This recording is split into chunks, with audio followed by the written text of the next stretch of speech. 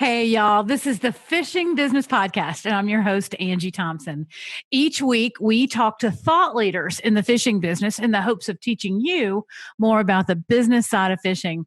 This week, we've hooked a big one. We've got them on the line, and we're about to reel them in. But before we do, I want to have a quick chat with you. In every industry, there's a language and lingo specific to that industry, and it's important that you are at least familiar with some of that language. In today's episode, we're going to drill down into engagement marketing with Matt Ozawa, the engagement marketing manager for Toyota Motors North America.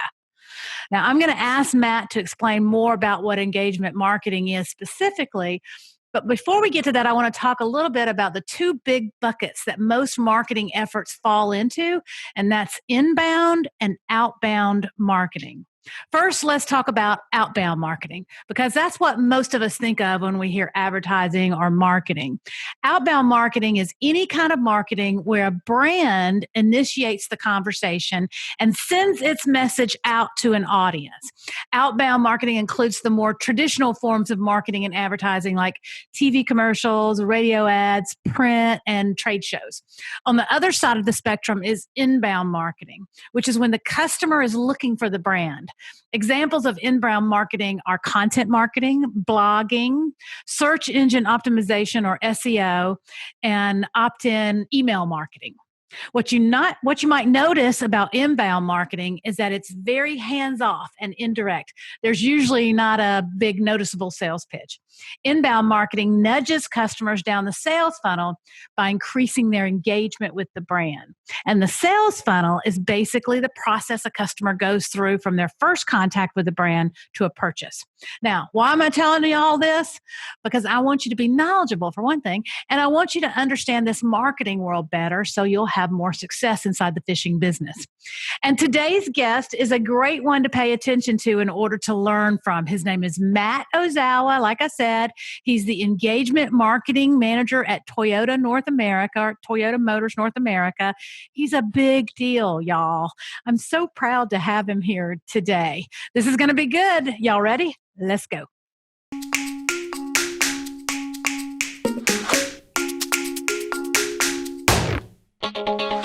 All right, Matt Ozawa is our guest today on the Fishing Business Podcast, and Matt is the engagement marketing manager at Toyota, at the Toyota, y'all. Toyota, I guess, is it Toyota North America officially, Matt?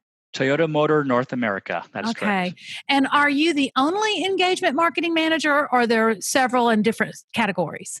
I am the only one for the Toyota brand. Correct. Wow, that's really something. Okay, have you been at Toyota for a long time? How did you get to where you are? Well, first of all, thanks for the opportunity, Angie. It's great to be welcome. here. I'm so glad you're here. Yeah, it's a lot of fun. I was glad to get that notification from you. So glad to be here. Well, I've been with Toyota for 28 years. Wow.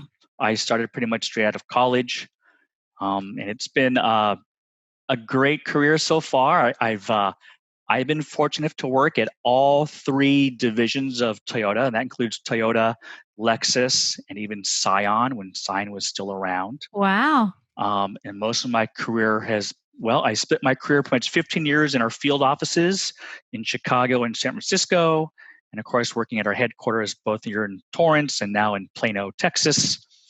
And I've had probably like 15 different jobs during my career in sales, distribution, fixed operations, customer services, and of course, marketing. You know, it's funny. Pepsi was one of my clients. Toyota was my client when I was at Bass. Thank goodness, they were my favorite client. Pepsi was also one of my clients, and they had a I'm not sure what you would call it, but they had a system there where everyone that was, at a certain level at corporate would change jobs every 18 months. And because they wanted people to be well-rounded, especially people who were being, going to be promoted into leadership roles, which it was a little bit tough for someone like me because you got a new contact every 18 months. But I did understand how that would be beneficial. And it seems like, especially in a marketing role, it would be beneficial to kind of have a lot of different perspectives to come at from the company. Agreed? Agreed. I will say in our field offices, it was quite common for us to change jobs pretty much every year and a half, we would definitely rotate through various positions within the field offices for those various reasons, just so we have a pretty solid foundation of knowing all aspects of our business. Of course, the downside is, our contacts are always dealing with different people, but that's okay. But I think in my role now, it's more beneficial only because I know so many more people in various areas of our company. So when people need to have a question about, how long will I order my car today? How long will it take? Well, I know someone in distribution who at least I've worked with before who can help find us the right answer and so forth. So it's good to have that foundation, but it's more important to have all the contacts throughout the company as well. So if I can't figure out how what one of these instrument panel gadgets does on my car, can I call you and find out? Absolutely. I'll call someone in probably your customer services or something like that to find out. We could find out. So, but you actually like to fish too. So how did that come about, Matt? Well, this is like my dream job. But anyway, it probably started as a kid. My father used to take me to the local pier in Redondo Beach, California, or the barge off of the pier and just do fishing there. We would go on family vacations and do some fishing, primarily just for like trout and maybe catfish. I was involved with scouting, so I would fish some pretty remote lakes when we went on these long-term hiking trips. And then so that was when I was younger, but maybe later on, maybe about 10 years ago, when I moved from Northern California back to Southern California, I was living pretty much a block away from the beach, and I got into surf fishing, just using, light gear, targeting things like halibut, surf perch, corbina, croaker, white sea bass, all just sitting on the beach, just tossing out into the waves and so forth. So I got more into fishing then. And then when we got the news that we were going to move to Texas, everything changed, and I focused on largemouth bass. So I did a lot of reading, prepping, of course, had to buy all new equipment and so forth. But it's been great. I love it. So what is it about fishing that you love? It's probably the challenge of it all. There's so many variables involved, like weather, water temperature, clarity, wind, time of the year, with fishery. So there's just so many things that you just have to try to figure out to find the fish and have them, and to land the fish. Yeah. So it's a challenge. I fished. I was lucky enough last summer to fish with Henry Winkler, who's Fonzie. Yeah. And he loves to fish. Okay. And I asked him, I was like, why do you love fishing so much? And he said, you have to think so hard about so many different variables, but that you can't think about all the other stuff in your life that you're trying not to think about at this time. Right? Yeah. Agree. Yeah. But it's still relaxing though, right? It's nothing better than being out there. Just, it's relaxing. It's like a little brain vacation. So what's your favorite part about Toyota's relationship with the sport of fishing? Oh, it's our anglers. I'm fortunate enough to work with 7 of the best anglers we could ask for, both on the MLF tour and on bass. Fantastic people to work for. And of course, I'm always asking for tips and so forth, but they're all just good people, down to earth, and obviously do a great job of helping us represent the Toyota brand out there when they're fishing, and doing a good job with the sport overall. Yeah. Why do you think fishing is right for the Toyota brand, especially for the trucks, the Tundra and the Tacoma brands? Because we know that in order to get your boat to the water, you need a truck. You need a truck to tow it. And of course, I'm a little biased here, but we feel the Tundra is the best vehicle for that purpose. So you're right. And I'll tell you what, I know I've told you this before in the past, Matt, but 20 years ago, if you went by a boat ramp in the Southeast or the Central U.S. or the Upper Midwest on a Saturday morning, you would see Chevys and Fords. And now you see, usually it's mostly Toyotas. Yeah, we're glad to see that, obviously, and it's what we're trying to do. We think we build a capable truck. We have a brand new one coming out next year. Oh, how exciting. So it is exciting. I think everyone's excited about it. But again, we're happy to help the sport grow itself. So it's been good. Yeah, and you guys have been great, great partners to the sport of fishing, and we are all lucky to have you in this sport. Even if you don't drive a Toyota, which we hope you do, but you're a beneficiary of Toyota's involvement in the sport because you guys have helped bring the sport to a new level, and all of us really appreciate that. Well, thank you. That means a lot. Thank you. What would your grandparents say that you do for a living? If they had to describe what you did, what would they say?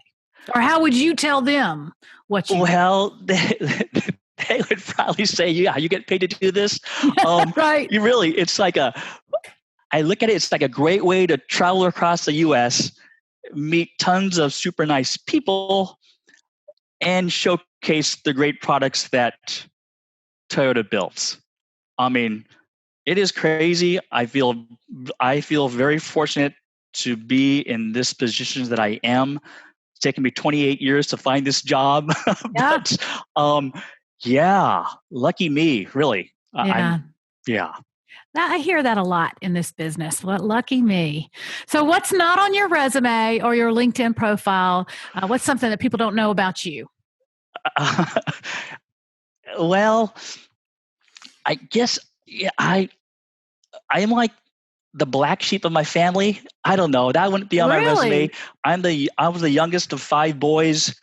Um, God and of bless your course, mama. I was yeah, I was spoiled. I'm sure I got away with tons of stuff as a kid that they never got away with, whether it was you know curfews or I don't know, all just so many dumb things I did as a child, and I'm still here. But there were consequences to pay. But still, I did a lot of things that, yeah, We all have. We all have. Well, yeah. I'm going to take a break here, but before we come back, I do want to ask you because I think some of our listeners and a lot of the people who listen to this or watch this on YouTube are trying to break into the sport of fishing.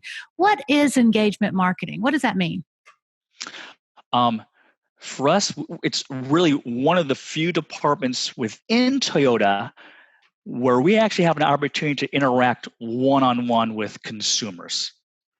Um, you have auto show teams, probably the motorsport team, and then you have engagement marketing.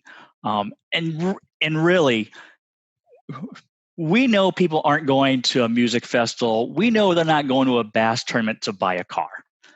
So really, we're like an intercept model. Um, and my job is really because people are when they're going to these events, they're not thinking about buying a car. So they're really kind of high up in the whole, what we call the sales funnel or the purchase funnel. So my job is really to improve the opinion and consideration of the brand. And what can we do to help influence someone's decision to buy a Toyota when it comes to purchasing their next vehicle? So, you know, I try to put myself in their shoes when they come to one of our activations on site. We focus on what we call TFEs, or like the technical or the functional or emotional attributes for a vehicle, and we want them to kind of say, "Wow, I didn't know Toyota, had this type of safety technology, or the ergonomics, or the infotainment systems, or even the drivability." So anything we can do to really change their perception of our products is what we're trying to go after. So in my mind, I always think, like when you go to the Bassmaster Classic and you see the Toyota booth there and all of the neat things there are to do inside the Toyota booth, I always think about how, I don't want to say this in a bad way, but sometimes me personally, and I think maybe other women, I'm scared to go to the dealership, because I'm afraid, first of all, I'm afraid I'll leave with a new car. But I'm very influenceable, but it's always so nice to be able to go there and have this sort of sit in the vehicle and talk to people about it and not have the pressure of somebody saying, okay, which color do you want, and pick out your features. Yeah, I agree. I think it can be intimidating. That's why things that we do in engagement marketing are, even of course, obviously auto shows, very much that non-confrontational, no pressure type of environment, to help people make the right choice for their needs. And we also hear this word experiential, and that's kind of interchangeable with engagement, isn't it, or no? It very much is. I mean, we want people to, I guess we're always trying to enhance their experience when they're attending an event that we're at, whether it's fishing event, music festival, culinary, a food and wine festival. What can we do to enhance their experience while they're there? We don't just want to be a name on a sign out there. We really want to have them enjoy their experience. And of course, experience what we have to offer in our products while we're on site too. Yeah. A lot of times when I'm talking to people and I talk about activation, people outside of our business, Sure. a lot of people are confused by that. They'll say, what is activation? What do you mean when you say activation? And I always try to find the best way to say it. And then you tell me if you think you agree with this, but I try to say, an activation that a brand does brings life to the brand and sort of animates the DNA of the brand. I think it's not only that, but we should be really help bringing life to the event we're at as well. Oh, We should be contributing to a user's or a consumer's experience. So, yeah, we don't want people. We want to help if they're at a fishing event, tournament, or a weigh-in or whatever. We hope that we're there. We're making it even more fun for them to be there. What did Toyota do to make their experience even better when they were there? you guys are the best. You do it very, very well. We try, but thank you. We have great partners, so it does make it a lot easier for me. All right, we're going to take a quick break right here, you guys. We'll be right back with Matt Ozawa from Toyota.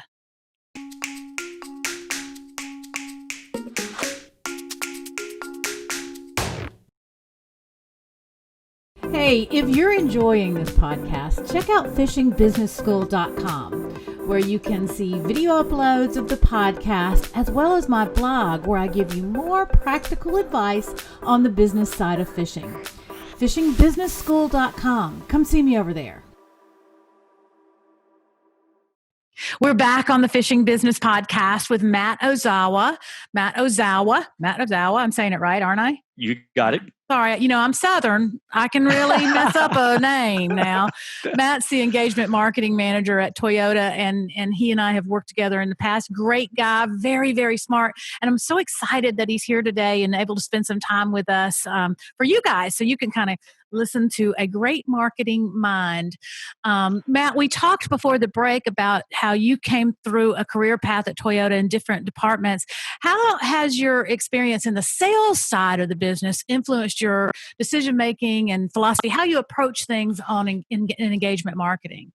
Yeah, obviously for us, what can we do to make sure that person wants to buy a Toyota when it's time to buy a new car? So, like I mentioned earlier, everything we do when we are at an event or at a festival is really what can we do to really improve their opinion and consideration of our brand? What can we do to make them say, wow, that was, I really didn't think about Toyota in that manner or in that fashion or that functionality.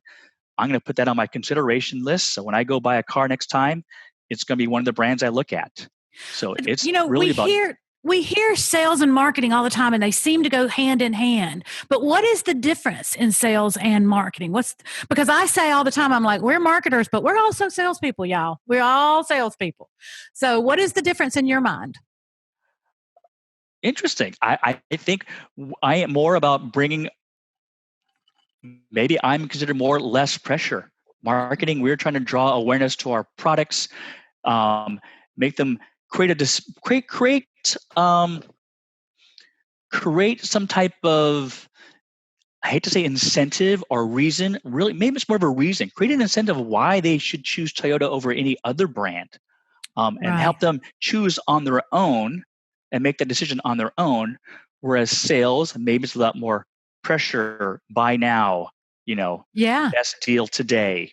So Right. maybe that's a difference. Yeah, I like that. And then what about the difference in sort of the overall marketing mix at Toyota? I mean, obviously you guys have a lot of irons in the fire when it comes to marketing. I mean, you're in the Olympics, you're really in a lot of different places that we all focus our attention. Where does engagement marketing fit in between inbound and outbound marketing? Yeah, we do have a lot of fires. I mean, as you can imagine, um, a large percentage of our marketing budget is kind of spent on traditional media, print, Right. TV, radios, all that. On the inbound side, we have a separate digital marketing group that focuses both on our corporate website as well as our dealers' websites. Um, we also have a social media team that handles all of our social channels. Um, on top of that, we have a team that handles our 60 Team Toyota athletes and their Toyota social channel. Um, Mhm. I would say engagement marketing, I think we straddle both inbound and outbound marketing. For example, we sponsor large scale events. Um, and with those assets, we expect to deliver more brand awareness through on site signage, media rights, print, etc. However, I think we're inbound marketers through our on site content and our activations. We try to develop exciting, entertaining, and informative on site activations that will draw people into kind of our space and want them to, and really have them want to check out Toyota and our products. Um, and of course, we do offer premiums that are relevant to help Yeah. incentivize them for come visiting us. Yes. So yeah, I Love think we do those. both. Love those premiums. Our listeners, our viewers are either aspiring pro anglers or they want to work in this industry. And as we said earlier, we're all marketers. We're all sales people at some, even, I mean, listen, even a stay at home mom is in sales. She's she got to convince those kids that they want peanut butter and jelly today or banana's the right snack. We're all in sales in some way. But what do you think makes a good marketer? Is it, is it creativity? Is it your ability to read your audience? Is it the ability to parse the data that's coming back to you? What makes a good marketer? Because you're a good marketer, Matt. Well, thank you. I am sure everyone has different answers. I would say honesty. I mean, you truly have to believe in your product or services that you are marketing, especially if you're marketing yourself, right? What are your strengths? How do those strengths maybe align with what you're trying to achieve? And of course, be genuine to the people you meet because you never know who might be able to put you in contact with the right person. That's right. And I think, especially in this industry, the bass industry, everyone seems to know someone. It is amazing how tight this group is. Yeah. Yeah. And it's all based on relationships. Boy, that's a Absolutely. recurring theme here. Another thing that I've always been so impressed with about Toyota, and it relates back to something that I tell our listeners and clients that I coach, is that you should know your audience. And Toyota really, really deeply, seems to me, deeply understands their customer for each product, right? So it's something we can learn from, in my opinion. When I look at what Toyota does with their truck messaging, and then when I look at what they do with some of their other Prius messaging, I look at that and go, they understand who they're talking to, and that's really important. There's quite a bit of research involved. Absolutely. Every vehicle has a profile, a target market, audiences we're trying to reach that we think are the right fit for a certain product. Constantly evolving, and as you can imagine, lots of meetings. Yeah. But yeah, we try. It's very competitive out there. A lot of great brands building great products.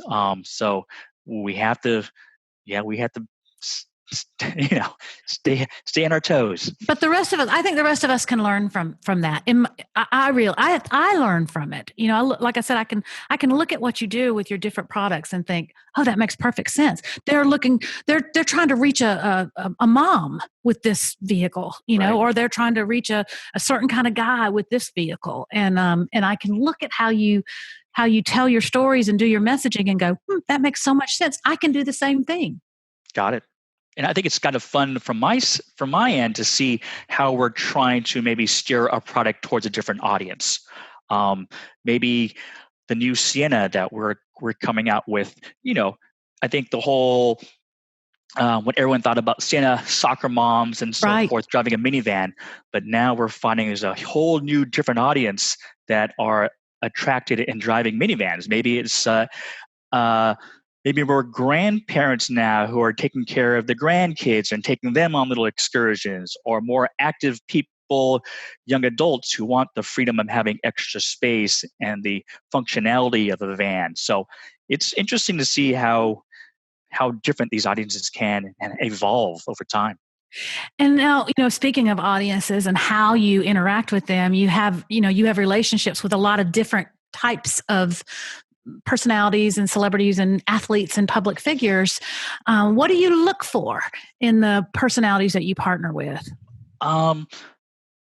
Maybe authenticity is probably number one. They have to be a person that's authentic to the event or space that we're dealing with here. Obviously, bass anglers, very authentic to the whole bass fishing world. Sure. That's an easy one too.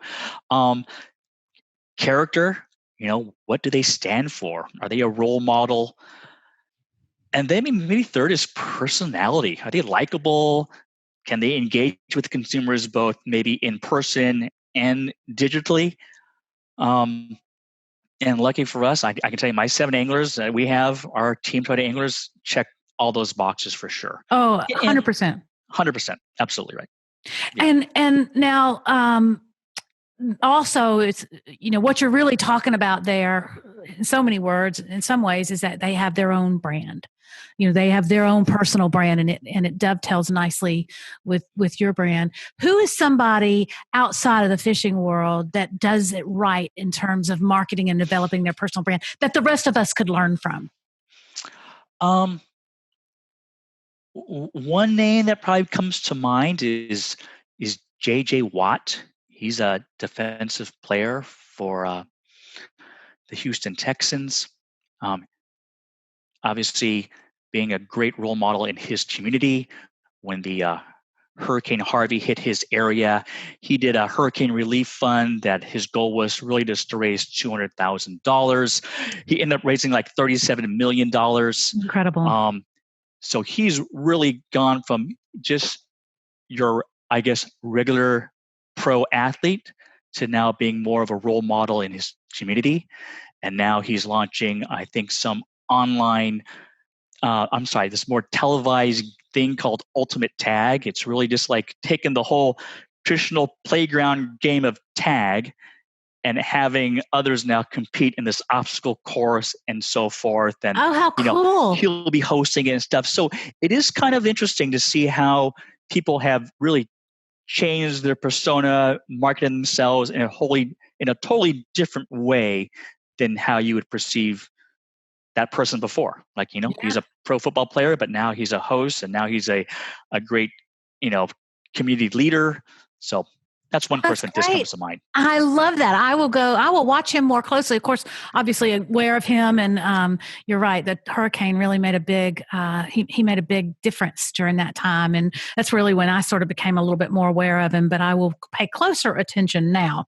Yeah. And as you're talking there, I'm thinking about how, you guys have such a good relationship with the people you partner with, the celebrities, the personalities that you partner with.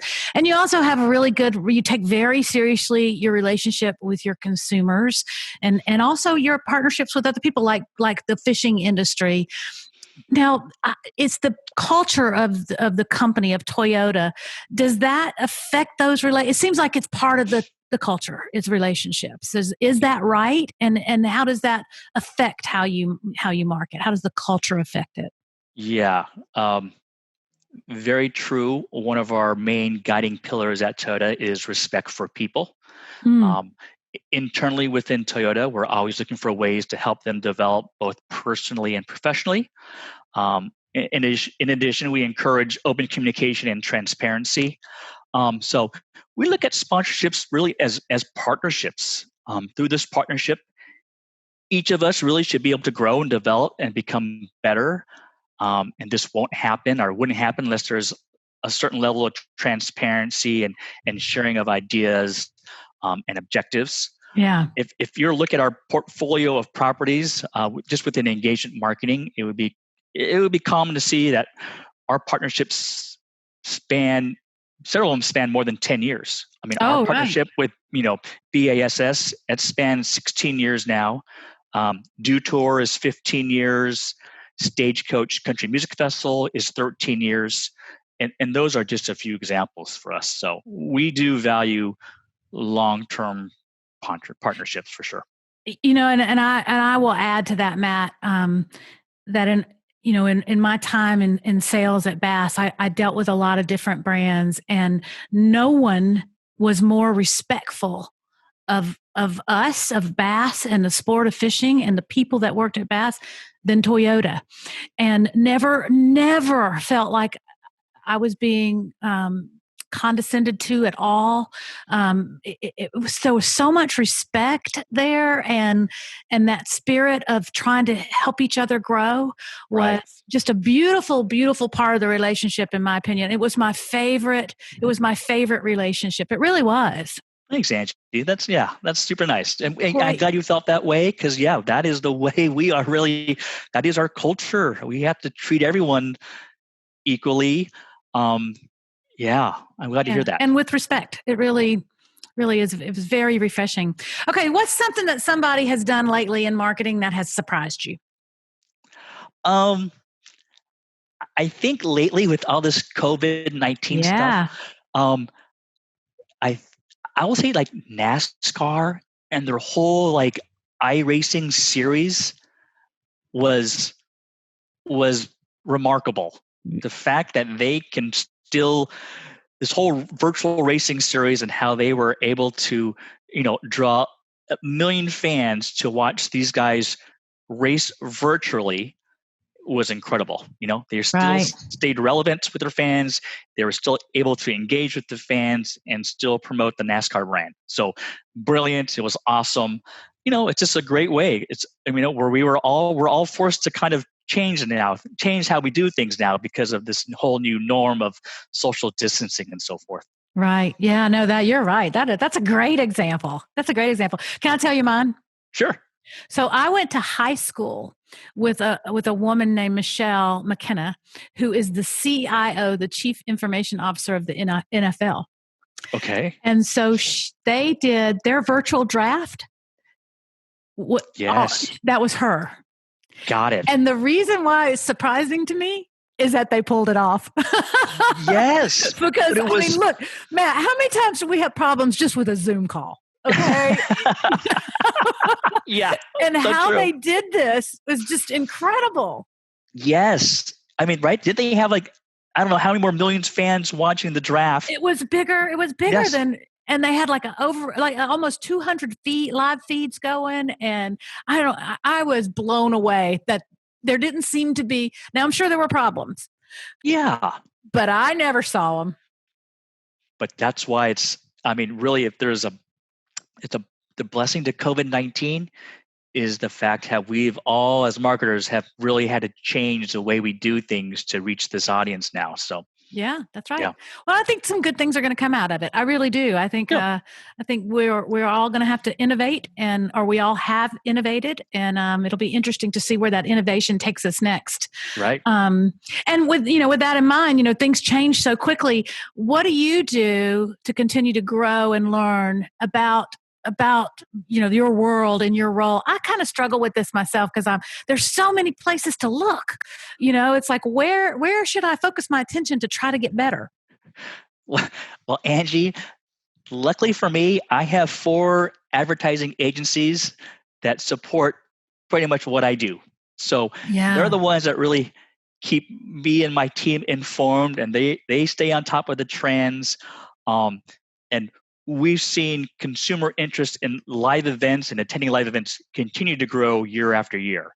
And Yeah. people really want to continue experiencing things in person, as opposed to just reading about it. And we laugh up with this term. It's called, FOMO, fear of missing out. But again, like I said, I have got 4 great agencies that really help keep me informed and help provide some direction and so forth. So now, how old are your kids, Matt? oh my, 19, 17, and 15. So are you seeing in them, because all the demographic research tells us this, their generation is really wants experiences. Are you seeing that in your kids? You know what, for my daughter, she's a sophomore in college. No, I wouldn't necessarily say that. I don't know for her.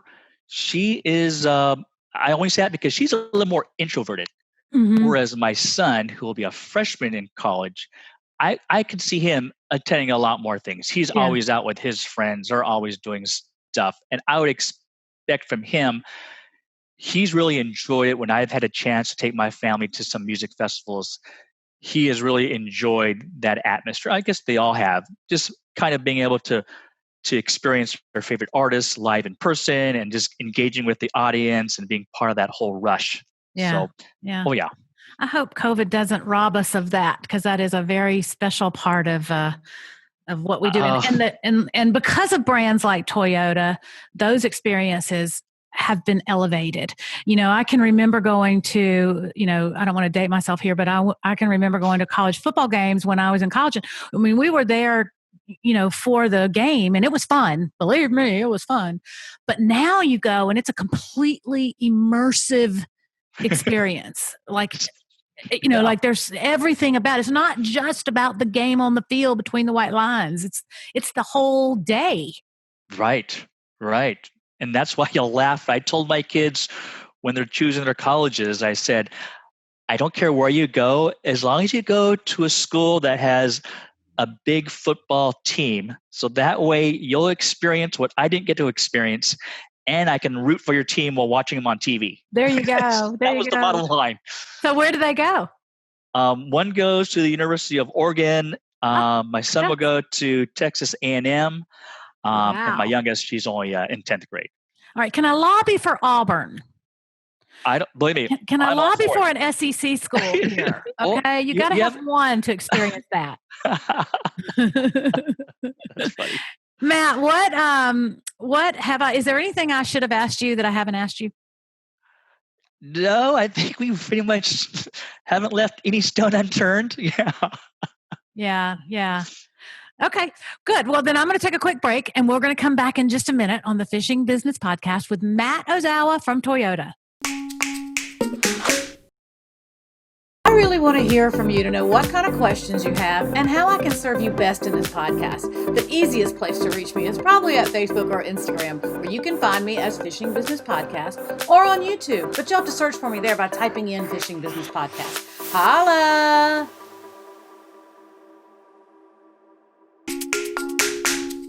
We're back on the Fishing Business Podcast with Matt Ozawa, the engagement marketing manager from Toyota. And Matt, before we go here, I got a couple of rapid fire questions I like to throw out at the end. How does a newcomer that wants to be involved with a company like a brand like Toyota, how do they get not you specifically, but how do they get the attention of someone like you? Well, if it were for me, if you help me catch a big double-digit bass, you'll get my undivided attention. Believe me. I love that. I love that. It is okay.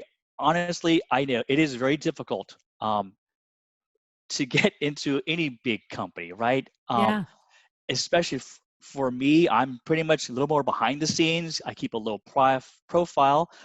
I'm very friendly and approachable, but you probably won't see me out very visible.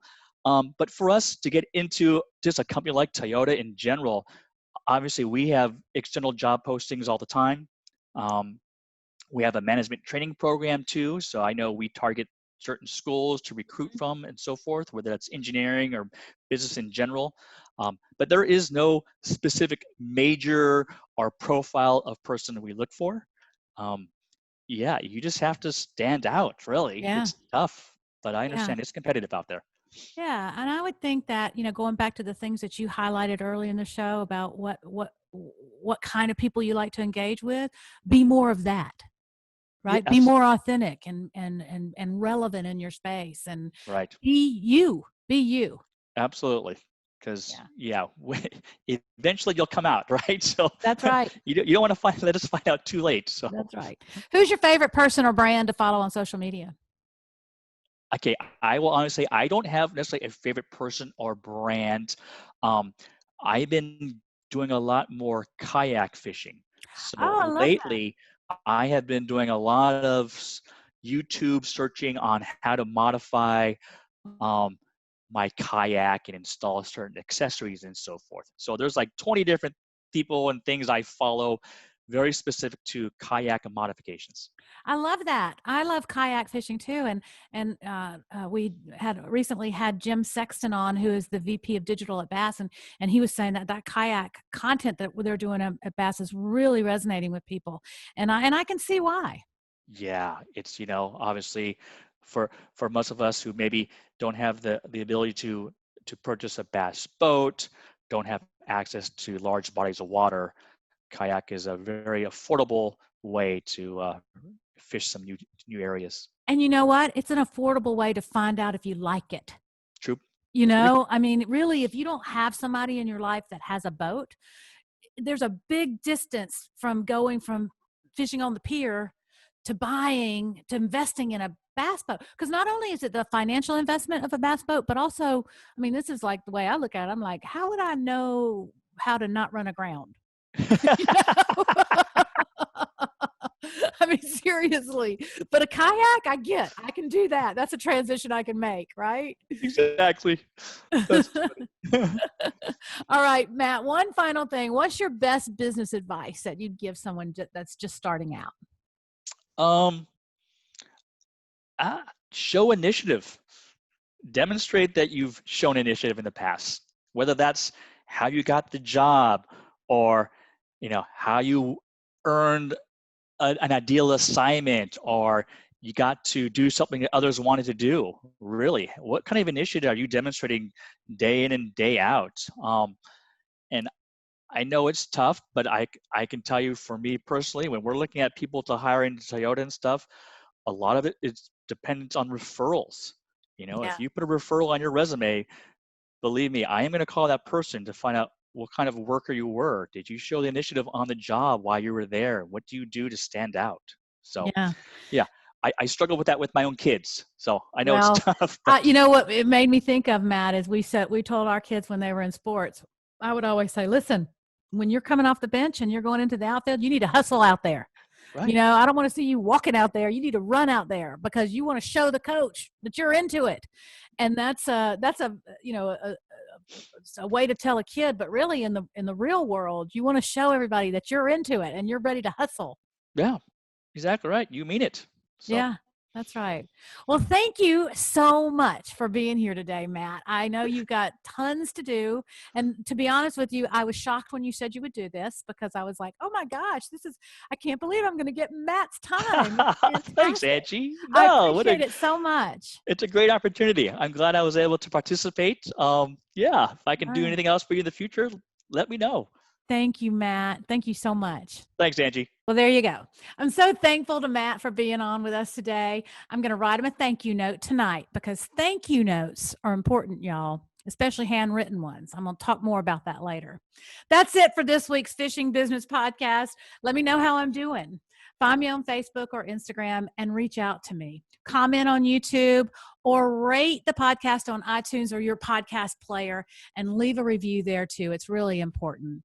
I'm asking you to do all that for me. I'm really trying hard to provide good content for you, and that's all I ask in return is give me some good feedback. Okay, I'm going to sign off now, just like Jerry McInnes always signed off his television show by saying thank you to Dad because he always had time to take me fishing. See you next time, y'all.